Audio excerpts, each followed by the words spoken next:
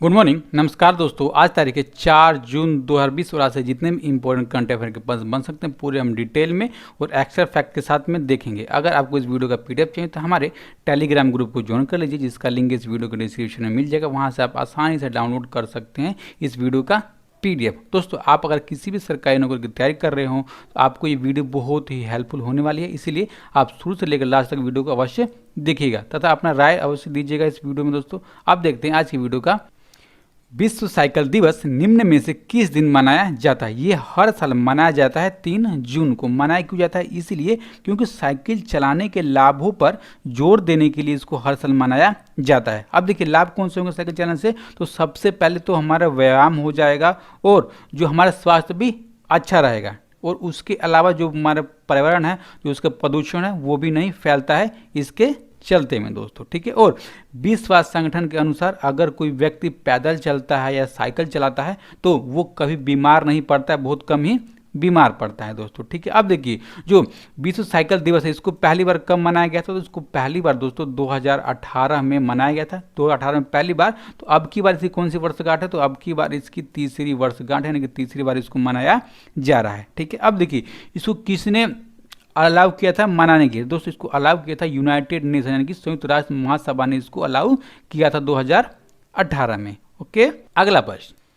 केंद्र सरकार ने हाल ही में सूक्ष्म, लघु और मध्यम उद्योगों की समस्याओं के समाधान में सहायता करने हेतु किस नाम से एक पोर्टल को लॉन्च किया है? दोस्तों, ये पोर्टल लॉन्च किया गया चैंपियंस नाम से। इसको लॉन्च किसने किया है? तो जैसे आपको इमेज में देख रहे हैं, भारत के प्रेजेंट टाइम के प्रधानमंत्री नरेंद्र मोदी ने इस पोर्टल को लॉन्च किया है। अब देखिए दोस्तों, जो पोर्टल है चैंपियंस नाम का, तो इसका फुल फॉर्म क्या है? तो इसका फुल फॉर्म होता है creation and harmonious application of modern process for increasing the output and national. एक बार और सुनिए, creation and harmonious application of modern process for increasing the output and national, इसका फुल फॉर्म है। अब देखिए जो चैंपियंस नाम का पोर्टल, इसको लॉन्च करने का मकसद क्या है? मकसद ये है दोस्तों कि जो एमएसएमई मंत्रालय, जो हमारा लॉकडाउन की स्थिति में बहुत ज़्यादा उसको नुकसान हुआ है दोस्तों, तो इसको बाउंस बैक करने के लिए, इसको फिर से पहले की तरह चलाने के लिए इस पोर्टल को लॉन्च किया गया है। दोस्तों, जो छोटे छोटे फैक्ट्रियाँ, जो छोटे छोटे इकाइयाँ हैं,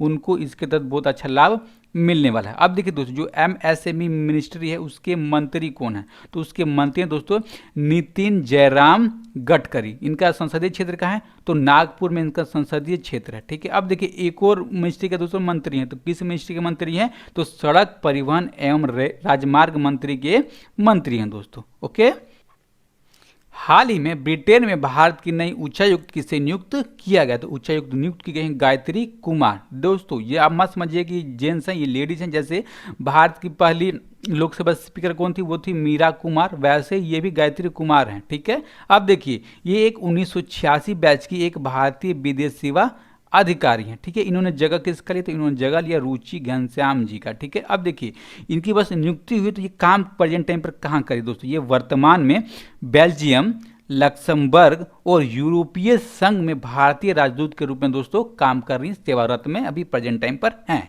आप देखिए दोस्तों, जानेंगे हम ब्रिटेन के बारे में। दोस्तों, जो ब्रिटेन है इसकी राजधानी कहाँ है? तो लंदन। इसके प्राइम मिनिस्टर है जॉन बोरिस, और मुद्रा कौन चलती है? तो यूके डॉलर की मुद्रा चलती है। ओके, अगला प्रश्न देखते हैं।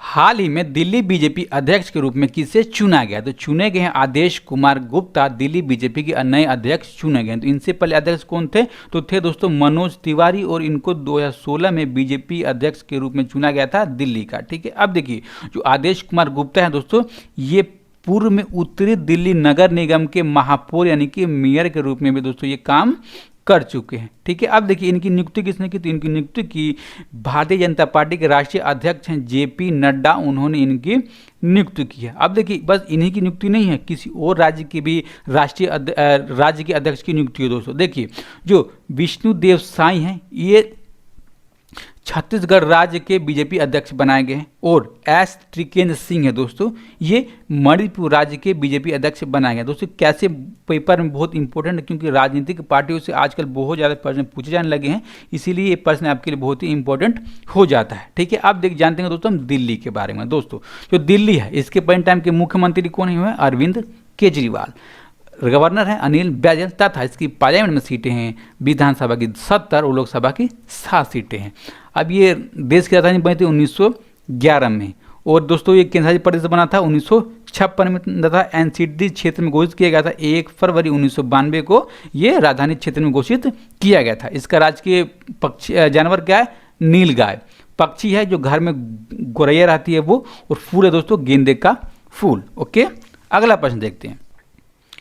खेलो इंडिया ई पाठशाला कार्यक्रम का उद्घाटन किसने किया? तो इसका उद्घाटन किया है किरण रिजिजू और अर्जुन मुंडा ने इसका उद्घाटन किया है एक वेबिनार के माध्यम से। दोस्तों अब देखिए जो किरण रिजिजू हैं ये कौन है? ये भारत के प्रेजेंट टाइम के दोस्तों केंद्रीय खेल और युवा मामलों के मंत्री हैं। ठीक है, जो अर्जुन मुंडा कौन है?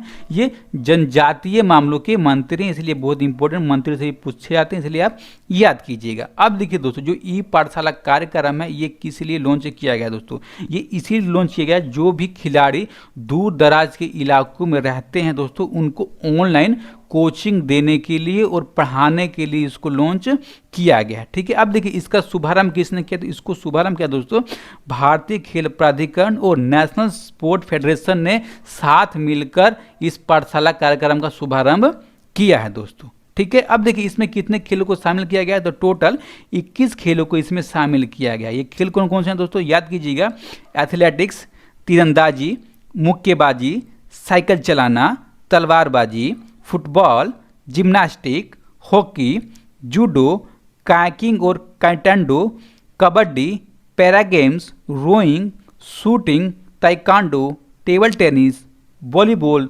भारोत्तोलन, कुश्ती और वुशु को दोस्तों ये शामिल किया गया है, इसलिए बहुत ही इंपॉर्टेंट याद कीजिएगा। ओके, अगर आपको ये पीडीएफ चाहिए तो सारे के सारे दोस्तों हमारे टेलीग्राम ग्रुप को ज्वाइन कर लीजिए और जितने भी इंपॉर्टेंट फैक्ट है वो भी हम बता देंगे और जितने भी खेल है उसका पीडीएफ में दोस्तों हम नाम दे देंगे, इसलिए आप टेंशन ज़्यादा मत लीजिए। अगला प्रश्न, हाल ही में किस चक्रवाती तूफान की वजह से महाराष्ट्र एवं गुजरात में अलर्ट जारी किया गया? तो अलर्ट जारी किया गया दोस्तों निसर्ग चक्रवाती तूफान की वजह से। जो चक्रवाती तूफान दोस्तों ये महाराष्ट्र में के तट से दोस्तों ये टकरा गया और 120 किलोमीटर पर आवर की स्पीड से इसमें हवाएं चल रही हैं और आमतौर पर जितने भी मुंबई और गुजरात के दोस्तों ज़्यादा इलाके हैं उनको रेड जोन में घोषित कर दिया गया है। किसने घोषित किया है? तो घोषित किया दोस्तों मौसम विभाग ने। ठीक है, अब देखिए दोस्तों क्यों इंपॉर्टेंट है ये प्रश्न हमारे लिए? इसलिए इंपॉर्टेंट दोस्तों लगभग एक सदी यानी कि 100 सालों के अंदर में गुजरात और महाराष्ट्र में कोई सा भी ऐसा चक्रवाती तूफान नहीं आया है। ठीक है, देखिए एक चक्रवाती तूफान दोस्तों उठा था 1948 में और दूसरा उठा था 1980 में, लेकिन वो समुद्र के अंदर में ही कमजोर पड़ गया था। ये पहला चक्रवाती तूफान है दोस्तों एक सदी के अंदर में 2020 में निसर्ग नाम का जो तट से टकराया। काफ़ी दोस्तों बारिश हो रही है, काफ़ी ज़्यादा नुकसान होगा। अब कल तक देखते हैं कितने नुकसान इससे हो जाता है। ठीक है दोस्तों, याद कीजिएगा, इसलिए बहुत इंपॉर्टेंट है। निसर्ग नाम का ये चक्रवाती तूफान है। अब देखिए दोस्तों अभी कुछ दिन पहले आपने देखा होगा कि बंगाल की खाड़ी में बंगाल और उड़ीसा में काफ़ी नुकसान पहुंचाया किस तूफान ने? तो अम्फान नाम के तूफान ने, चक्रवाती तूफान ने। याद कीजिएगा दोस्तों दोनों चक्रवातों के बारे में। अब देखिए दोस्तों जो हमारा भारतीय मौसम विभाग के महानिदेशक कौन है? ये हैं मृत्युंजय महापात्रा जी। ओके, और भारतीय मौसम विभाग की मुख्यालय कहाँ है? तो न्यू दिल्ली में इसका मुख्यालय है। ओके, नेक्स्ट क्वेश्चन, कोविड-19 मरीजों के लिए अस्पताल के बेड वेंटिलेटर की मदद के लिए दिल्ली सरकार ने किस ऐप को लॉन्च किया है? तो ऐप को लॉन्च किया गया है दिल्ली कोरोना ऐप को। लॉन्च किसने किया है? तो दिल्ली के पैंडम के मुख्यमंत्री हैं अरविंद केजरीवाल, इन्होंने इसको लॉन्च किया। अब देखिए दोस्तों जो ऐप है ये क्या काम करेगा, उसको किसी लॉन्च किया गया है दोस्तों। अस्पताल में रियल टाइम पर कितने बेड हैं और कितने वेंटिलेटर हैं दोस्तों खाली, उसकी संख्या बताने के लिए इस ऐप को लॉन्च किया गया। और इस ऐप में दोस्तों जो इनकी संख्या है एक दिन में 2 बार अपडेट की जाएगी। ठीक है, और ये कोरोना वायरस से निपटने के लिए दिल्ली की एक तैयारी भी दोस्तों हम कह सकते हैं। और दिल्ली में लगातार मामले बढ़ते जा रहे हैं, ये बहुत ज़्यादा चिंता करने का विषय हो गया है दोस्तों। ठीक है, अगला प्रश्न, राजीव गांधी विश्वविद्यालय के स्वास्थ्य विज्ञान के रजत जयंती समारोह का शुभारंभ किसने किया? दोस्तों इसका शुभारंभ किया ऑप्शन नंबर बी में कौन दिखा? नरेंद्र मोदी, इन्होंने इसका उद्घाटन किया। अब देखिए दोस्तों हमने इस प्रश्न को लिया क्यों है? लिया इसलिए दोस्तों कि जो राजीव गांधी विश्वविद्यालय है ये भारत में सबसे बड़ा स्वास्थ्य विज्ञान विश्वविद्यालय, याद कीजिएगा भारत का सबसे बड़ा स्वास्थ्य विज्ञान विश्वविद्यालय कौन सा है? राजीव गांधी विश्वविद्यालय। ये कहाँ है दोस्तों? ये है कर्नाटक की राजधानी बेंगलोर में ये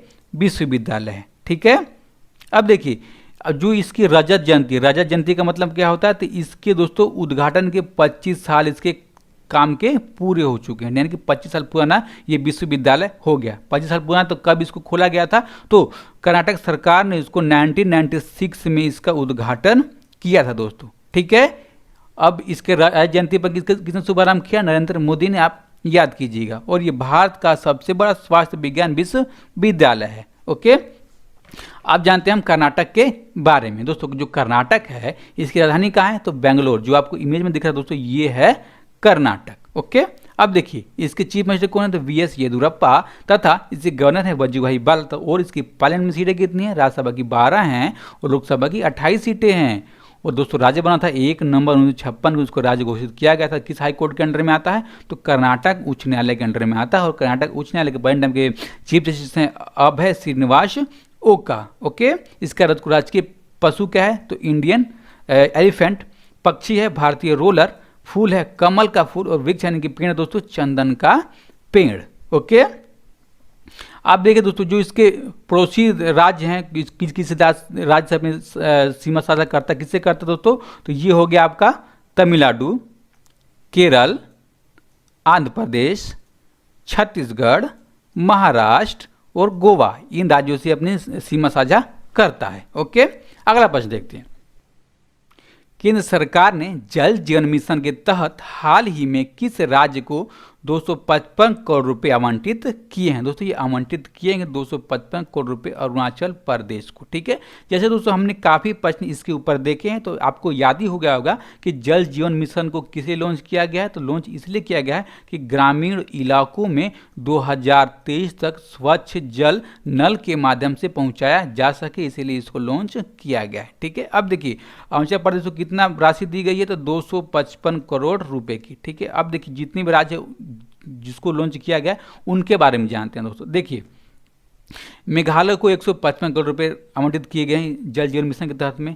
असम को 1407 करोड़ रुपए और बिहार को 1832 करोड़ रुपए तथा छत्तीसगढ़ को 445 करोड़ रुपए आवंटित किए गए हैं दोस्तों। ठीक है, अब जानते हैं दोस्तों हम अरुणाचल प्रदेश के बारे में। तो अरुणाचल प्रदेश इसकी राजधानी कहाँ है? तो ईटानगर इसकी राजधानी है। और देखिए दोस्तों जो इमेज में दिख रहा है ये है, ये चीन से दोस्तों इसका बॉर्डर लगता है, म्यांमार से इसका बॉर्डर लगता है। ठीक है, अब इसके चीफ मिनिस्टर कौन है? तो पेमा खांडू, तथा इसके गवर्नर हैं बी डी मिश्रा, तथा इसकी पार्लियामेंट में सीटें कितनी हैं? राज्यसभा की 1 है और लोकसभा की 2 सीटें हैं।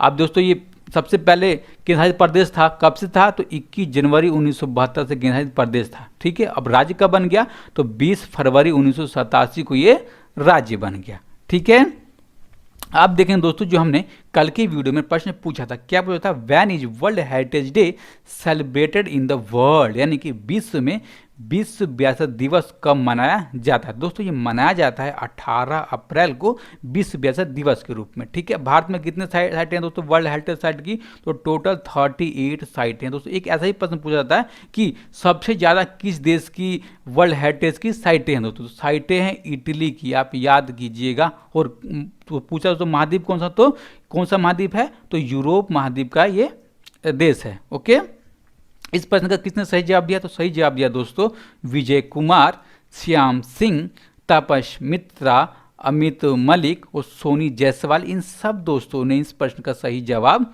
दिया है। अब देखेंगे हम आज का प्रश्न। तो आज का प्रश्न क्या है?